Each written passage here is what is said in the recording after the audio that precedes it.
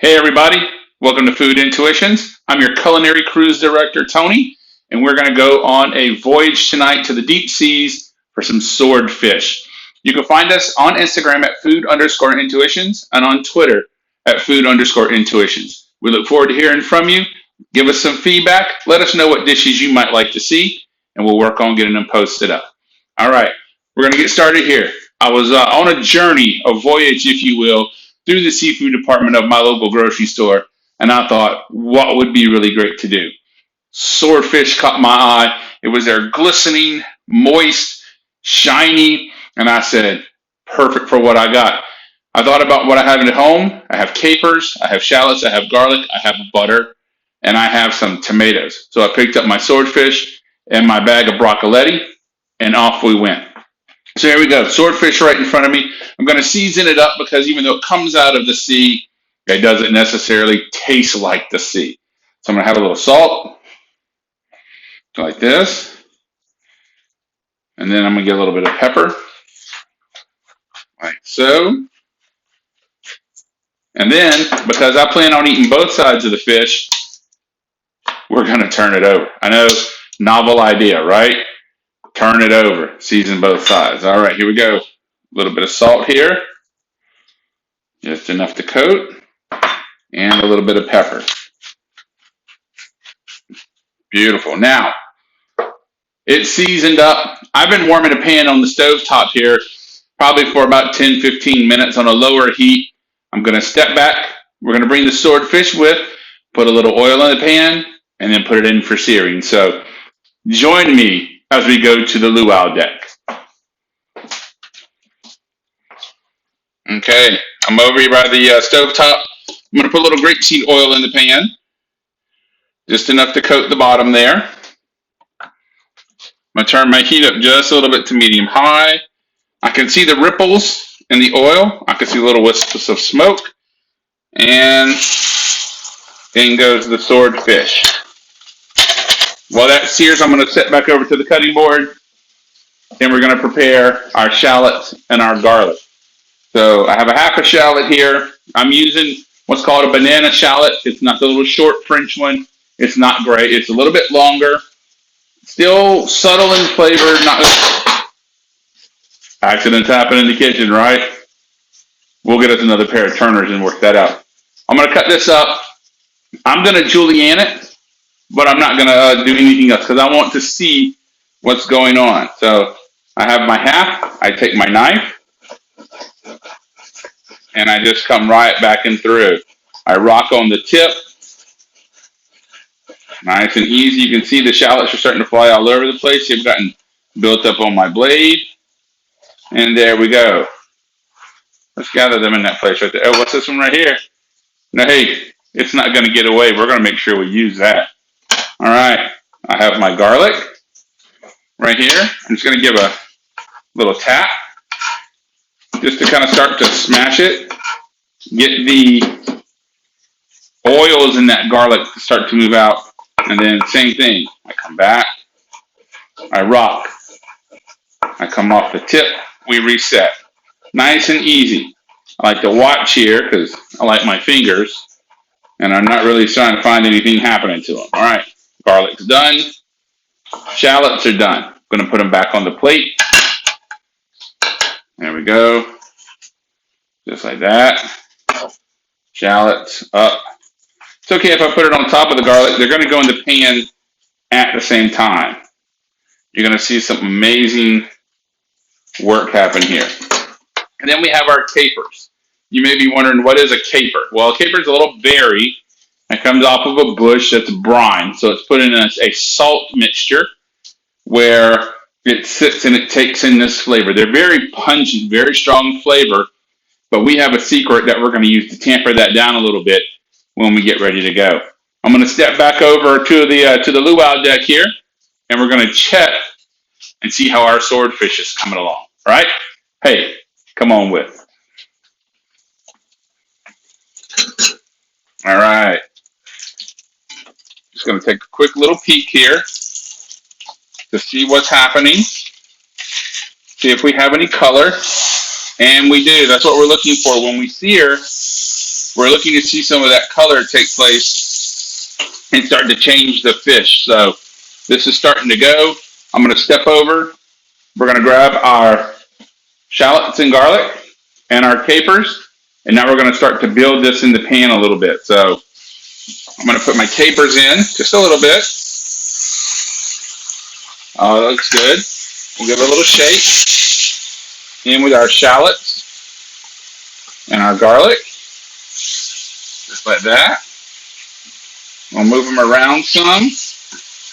Oh, I can smell the capers already. Smells so delicious. If you wanted to be a little bit more adventurous here, you surely could put some Kalamata olives or maybe some Spanish olives in there. Either one, really your preference. So now the fish is searing. We're watching it turn colors. As we watch the fish cook, we can see it go from that kind of flesh color that it has. It'll go to a white color. You can watch that gradient and cook. When it's about 30% on the top, we flip it, and then we're going to let it go a little bit on the bottom as well. So it's been doing its thing. We're going to put a little wine in there because, after all, this is swordfish with a wine sauce. So I'm using a Pinot Grigio, something light and fruity. We're not looking for anything too dry, too oaky. We want a softer, kind of sweeter taste to go with this to offset those shallots. So, hey, this time, what do I say we go check out the bar at the Luau Deck? Here we go. We pour a little bit of wine in. Just enough to kind of coat that up. And now we must do the pan roasting. What that we do when we pan roast is we take it and we slide it into the oven. You see magically another pan appears. That's because we have a side that's going with this. And we'll get back to that and get that going. So our fish isn't going to take very long. It's in a 425-degree oven. We'll give it about 5 minutes because it had roughly about 3 to 4 minutes in the pan. A lot of the cooking has taken place there. Excuse me. So, all right. We have some broccoletti already blanched. So the process for blanching is you bring up a pot of water to a boil, add salt, return it to a boil, and then put your broccoletti, your broccoli rabe, your rapini, whichever those you choose to do, in, and you let it cook for about 2 to 3 minutes. I let it come back up to a boil, then I take it out right away, and I put it into a bowl of ice water. That stops the cooking process right away, gets us right on the road to keeping a little bit of a green color so it doesn't brown so much when we go to saute it. Really, really works well. You can do multiple things. Asparagus, you can blanch carrots, sugar snap peas, anything like that. So I have mine here. And then just for a little bit extra color, I'm using some grape tomatoes. I've cut them in half. If you got some really small tomatoes, you can just throw them in the pan as well. So hopefully you guys are ready to go on a journey because we're going to go out to the pool for this one. So here we go. Back over to the stove, to the pool. A little bit of oil goes in the pan. Just a tad. You can see it's dancing and shimmering and doing its thing. Little wisps of smoke are coming up. I'm going to put some of the broccoletti in there. And I can tell it's ready because when it goes, I hear it, right? It talks to me. It's saying, yeah, I like this pool. There's so much going on here. So move it around a little bit. If you have a little extra garlic or you save some garlic from before, you can go ahead and toss that in here with it as well. So, oh yeah, it's sauteing up. Talk to me. It's like a song. I hear all the notes. I hear the lyrics. In my head, I'm singing along with it. I can't wait to eat it. So, salt and pepper, and we're going to get it going.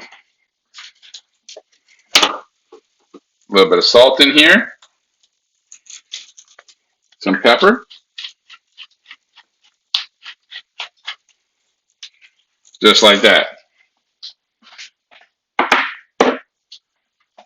Beautiful work going on here. Beautiful. It's Gonna move it around a little bit. Make sure everything gets seasoned. Get a little char on there too. There's nothing wrong with a little char. It adds another dimension of flavor.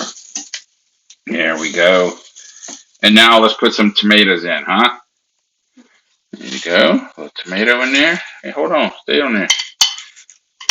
If you want to get cooked, let's just put you right in there. There we go. All right, so we have things going here. We have our fish in the oven roasting.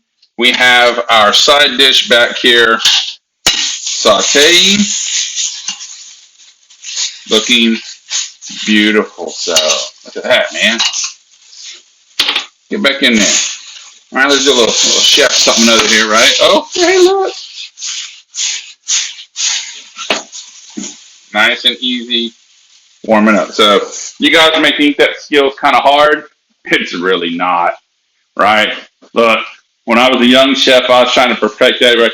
We all start, we toss it and it goes all over the stove top and you got to clean it up. So you want to get better at it. Look, man, I used to get out there on a Saturday morning, have my pan full of rice, my little robe, right? Tied at the waist. Go out there with my pan, I start working in the grass, right? Because in the grass, it doesn't matter if the rice falls. All that does is bring the birds, okay? So neighbors walk by, tossing, just kind of give them a little wave. Hey, Bob, what's going on over there, right?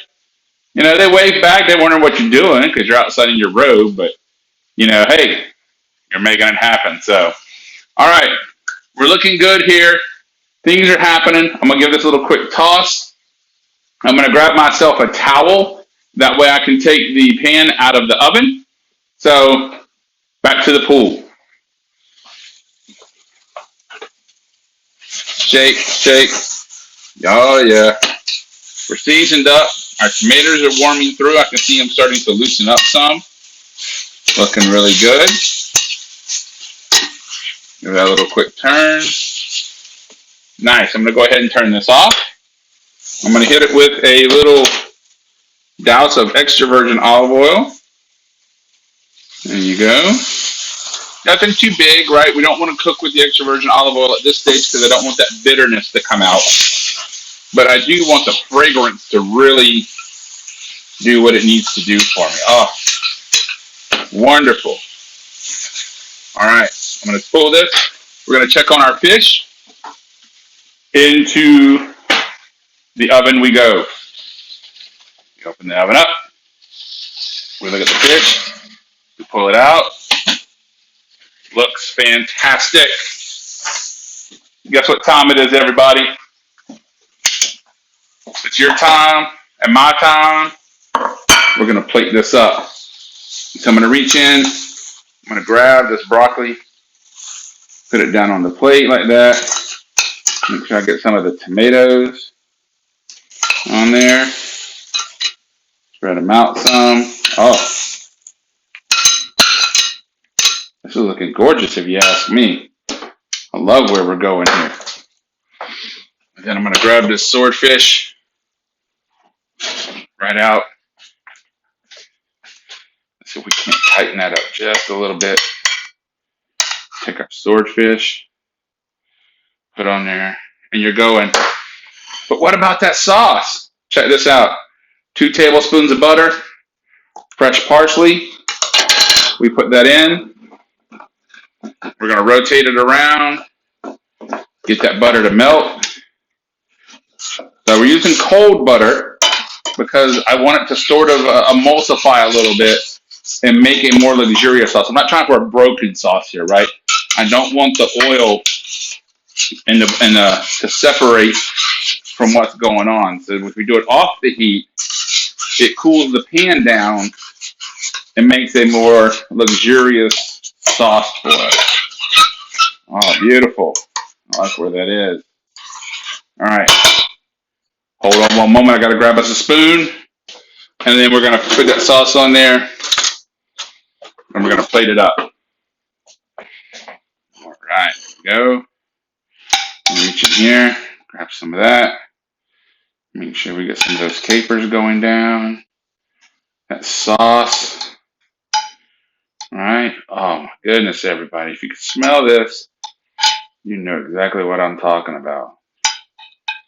Yeah, there we go. Boom. Gorgeous right there. All right.